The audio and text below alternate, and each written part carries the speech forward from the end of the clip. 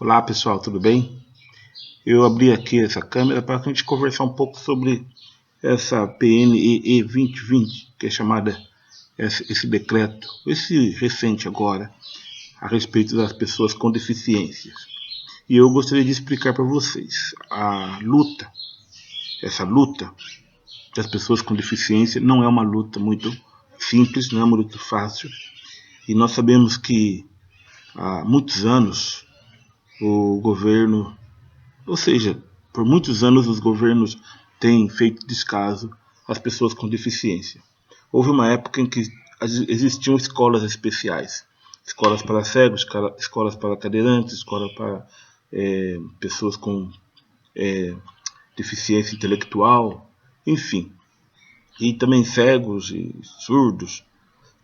E o governo, por volta de 2006, ele mudou toda essa política da inclusão social e escoou as pessoas com deficiência para as escolas regulares e extinguiu assim muitas instituições como EFATA, como Annie Sullivan, enfim, a própria PAI sofreu muito com essas mudanças, que deixou de ser uma instituição assistencial e mudou para a instituição de ensino, para se adequar a algumas regras aí. E no governo anterior, nós tivemos ali um programa chamado O Viver Sem Limite, né? Um programa até muito bem desenhado, mas que seja ser deverasmente utópico, né? Utópico. E a inclusão no nosso país, infelizmente, ela parte de um princípio de que nós não temos nem estruturas para o ensino regular, ou seja, as escolas regulares, os alunos regulares já sofrem com o índice de êxodo escolar, com o descaso nas verbas do ensino, onde os professores não têm condições de se preparar adequadamente, e o índice de analfabetismo funcional ele é muito grande. Muito, mas é enorme, chega a ser gritante. Como que você vai incluir uma categoria, uma classe, um grupo de pessoas que precisam de muito mais estrutura para que eles possam aprender?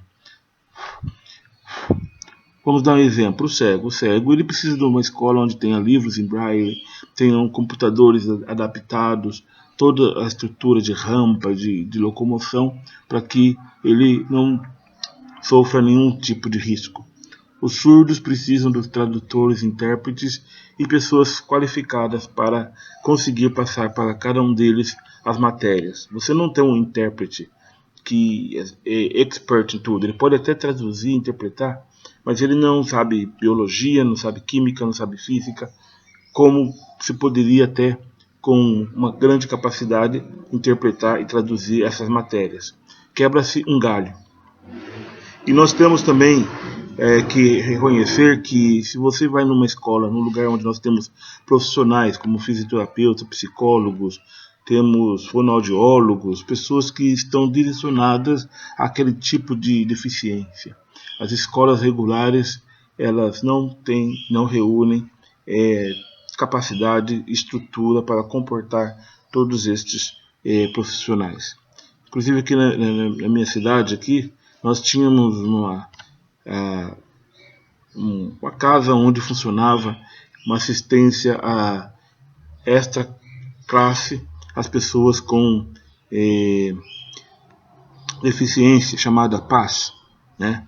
E nós tivemos ali essa casa, a ideia mesmo era depois que as crianças saíssem das escolas, elas fossem para este local para ter uma espécie de acompanhamento com psicólogo, com fono, com professores especiais que têm capacidade de ajudar uma criança disléxica, uma criança que tem algumas dificuldades para o aprendizado. Enfim, a gente percebe que, infelizmente, deixa eu falar algo para vocês, até as pessoas, vamos chamar assim, sem deficiência, elas têm dificuldades, muitas vezes, Não é nem de vontade de... não é nem preconceito, não é nem falta de vontade, é não saber mesmo lidar.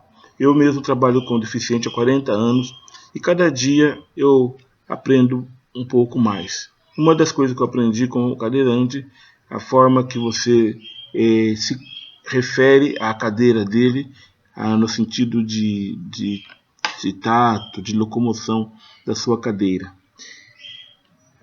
As pessoas cegas, nós vemos também, precisa saber como lidar com essas pessoas. Não é apenas boa vontade querer fazer, tem que ser pessoas, profissionais qualificados. E numa escola regular, obviamente, você não consegue capacitar a todos, além de que os professores eles têm que dar conta, às vezes, de 30, 32 alunos, e é muito difícil. A inclusão também não se torna inclusão quando você tem 30 alunos e um surdo, e você coloca aquele surdo sentado à frente da sala e um professor revezando. Nós não temos tanta gente assim para frequentar as escolas a um. Vamos dar exemplo, né? Cada professor que vai frequentar uma escola e traduzir para os surdos e ficar todo o período traduzindo, interpretando cada matéria. É inconcebível isso é inconcebível, mas se eles estiverem num lugar onde os professores, além de conhecer a matéria e saber a língua brasileira de sinais, para explicar para eles alguns conceitos na ciência que está se estudando, obviamente será melhor. Gente, o governo não tem a intenção de atrapalhar ninguém, de prejudicar ninguém. A Michele Bolsonaro, juntamente com a sua equipe, pessoas que trabalham na linha de frente com pessoas com deficiência. Nós tivemos ali a Karine Straubel trabalhando junto ao governo, uma pessoa muito capacitada.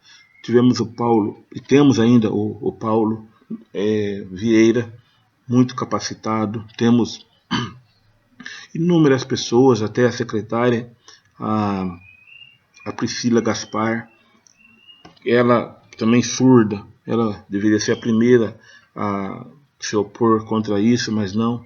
Eu também, pela experiência que eu tenho, pela formação que eu tenho, aprovo sim esse decreto. E eu falo uma coisa para vocês: infelizmente, quando fecharam as escolas especiais, as escolas que tratam diretamente com profissionais capacitados para tratar dessas pessoas, eu vi muitas pessoas, não foram poucos não, muitos profissionais se definharem e ficarem realmente tristes por causa que o trabalho deles também foi de certa forma desprezado. Mas nós tivemos avanços, inclusive maiores avanços das pessoas com deficiência não foram nesses últimos governos, não. Nesses últimos governos nós só tivemos a aplicação de coisas que já estavam colocadas ali. Vamos dar um exemplo. A lei, a Libras, né, a lei 10.436, de 22 de abril de 2002, desculpa, 24 de abril de 2002, ela é uma lei que ela veio da prancheta do presidente Fernando Henrique Cardoso, Dona Silvia, sua esposa, eles e a equipe toda projetaram ali uma cartilha para as pessoas com deficiência. Infelizmente, no governo do Lula e da Dilma, essa cartilha ela foi muito descaracterizada. Ela foi descaracterizada a ponto de assistencialismo, muitas filosofias de esquerdistas, inclusive surdos, muitos deles influenciados por essas questões aí. Se aparelhou, inclusive, até as pessoas com deficiência. Eu estive em 2014 ali no congresso, né, das pessoas, dos conselhos. Nós tivemos reunido o conselho da pessoa com deficiência, o conselho das pessoas com idosa, o conselho dos jovens e adolescentes. Nós tivemos, inclusive, reuniu-se ali naquele emaranhado também, as pessoas GL, BTF e tal, também estavam reunidos ali em 2014, uma mistureba toda que ninguém entendeu nada concluído, nada assim que a gente pode dizer relevante, a não ser o aparelhamento da esquerda, que para eles foi interessante reunir-se ali, com tudo pago pelo governo, passagem aérea, hospedagem de hotel e tudo. No fim, ficou voltado só para o lado político. E a pessoa com deficiência mesmo ficou a subplano, ficou ali. E eu tenho participado, tenho visto, deixa eu falar uma coisa para você, como uma pessoa que não é deficiente. É difícil, é difícil. Eu tenho trabalhado nas empresas, tenho visto como são feitas, estão sendo feitas até nas empresas as inclusões. As pessoas se formam, os deficientes se formam num grau universitário, tem uma graduação, e chega na hora de atingir o seu serviço, eles muitas vezes são discriminados, sim, são deixados para trás, sim. Então, o que precisa? Ter um fortalecimento desse grupo, um fortalecimento para que eles possam conseguir mais conquistas, mas as maiores conquistas não foram nesses 30 anos, não. Engana-se quem? Engana-se e não conhece a história quem diz isso. Nesses 30 anos nós só andamos em círculos. Nós andamos em círculos. Não tivemos nada. Inclusive por questões políticas, deixa eu falar um pouco sobre o plano Viver Sem Limite. Até que ele tinha um lado de oferecer equipamentos como órteses, próteses, veículos adaptados e tudo, mas por questões políticas esses equipamentos não chegaram às prefeituras e não chegaram às pessoas com deficiência. A política mata, a política ela destrói. E também nós vimos o pouco caso realmente de levar à frente esses programas. Tivemos as regionais estaduais, eu fiz parte da Regional 3, na região aqui de Campinas, e as cidades que circunvizinhas, mas chegávamos ali em São Paulo, as coisas também não andavam, as coisas não tinham assim seu desfecho, porque as pessoas não valorizam os trabalhos, as pessoas não valorizam as associações, as pessoas não valorizam os conselhos feitos e formados pelas pessoas com deficiência. Fazem de conta que sim, mas na verdade não. Eles ficam cozinhando o galo, é uma hipocrisia uma atrás da outra. Então, a pessoa com deficiente, ela tem que fazer por si. Ela tem que lutar pelos seus direitos. E unidas, essa foi a ideia. A ideia de descentralizar, principalmente os surdos. Vocês precisam prestar atenção no que eu vou falar agora. Presta atenção, olha bem para mim. Principalmente os surdos. A ideia de... Porque os surdos, muito forte. Então, qual que era a ideia deles? Separar os surdos. Então, ficou fraco. Na verdade, nesses 30 anos, não teve nada de política, de projetos, de política, as coisas para ajudar e proteger os surdos. Na verdade, eles separaram para que eles pudessem fazer e construir melhor as suas políticas. Então, só para vocês entenderem. Então, na verdade, eles queriam desmantelar esses grupos, porque esses grupos estavam ficando cada vez mais fortes. E agora nós vamos voltar. Nós vamos reunir novamente os surdos, os cegos, os cadeirantes, as pessoas com inteligência intelectual. Eles vão poder, né? E as pessoas pequenas também, os deficientes físicos, eles vão poder todos agora entre si discutirem os planos e os projetos melhores para as suas comunidades. Então é isso daí, pessoal. Não acredita, não vai assim aceitando tudo que é feito, tudo que é falado. Inclusive a mídia ela quer desmantelar, a esquerda quer destruir tudo, não importa que seja, tudo critica, tudo está errado, nada funciona. E se estivesse funcionando até hoje, nós não precisaríamos ter feito essas correções. Foi para melhor. Essa não está tirando direito nenhum. Essa PNE de 2020, ela ampliou. Na verdade, quem quiser frequentar a escola regular, as escolas regulares têm que se adequar, têm que se adaptar para receber esse cadeirante, cego ou a pessoa com surdez, enfim. E foi dado a eles, foi aberto ainda a oportunidade de participar uma escola que possa trabalhar diretamente com eles. Agora, eu estava vendo algumas questões aí do pessoal que está esbravejando, é porque uns vão ter oportunidade, vão ter dinheiro, gente, isso é a vida. É a vida. Algumas pessoas têm muito mais condições, outras. Nós não vamos viver um socialismo, um comunismo, falar que todos vão ter os direitos iguais. Isso não existe, nem nesses países mesmo existem essas coisas aí. Então vamos largar a mão. E se uma família consegue dar uma educação, consegue aparelhar melhor seus filhos, poder lhe dar condições, não vão ficar dependendo do Estado, não vão ficar dependendo da política para que isso aconteça. Eles vão poder pagar uma escola melhor, profissionais melhores, isso em tudo. Na saúde também, quem tem dinheiro vai para os melhores médicos, vão para os melhores hospitais. Né? Não existe esse negócio de dar saúde igual para todo mundo. Isso igual. Não sei quem inventou esse negócio aí. Né? Mas o que eu acredito é que as escolas especiais, aqueles que vão poder explorar, vou até usar o termo aqui, explorar e dar condições para essas pessoas com deficiências de progredirem, para que eles avancem cada vez mais, para que eles possam e consigam.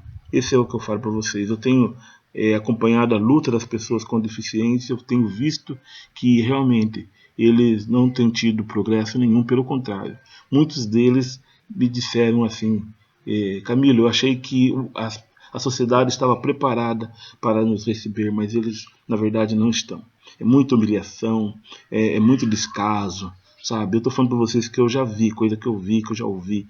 Que eu sou, só para vocês terem uma ideia, eu tenho uma empresa que trabalha na área de inclusão social, sou formado nessa área, também trabalho há 40 anos. Eu tenho ouvido de pessoas assim que eles vão no local, eles são muito discriminados, humilhados, e eu tenho visto isso, motorista que não para, rampa de ônibus que não funciona, fila para isso, fila para aquilo, vai entrar no banco e tem que abrir as portas, maior fuá, maior confusão, e muitos deles falaram assim: preferíamos ficar nas nossas casas, ali nos nossos ostracismos, do que ter enfrentado essa mentira de que estavam nos esperando, que estava tudo pronto.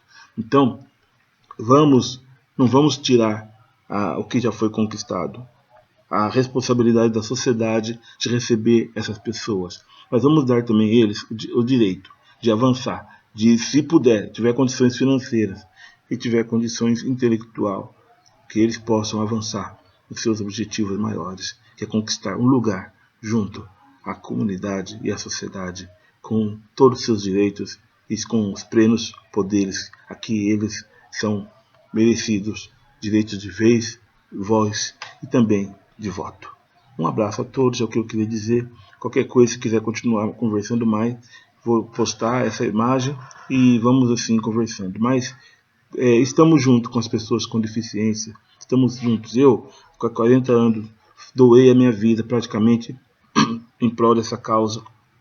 Vou continuar. Agora, muito mais feliz, porque agora, inclusive, quando eu abri a minha escola em 2006,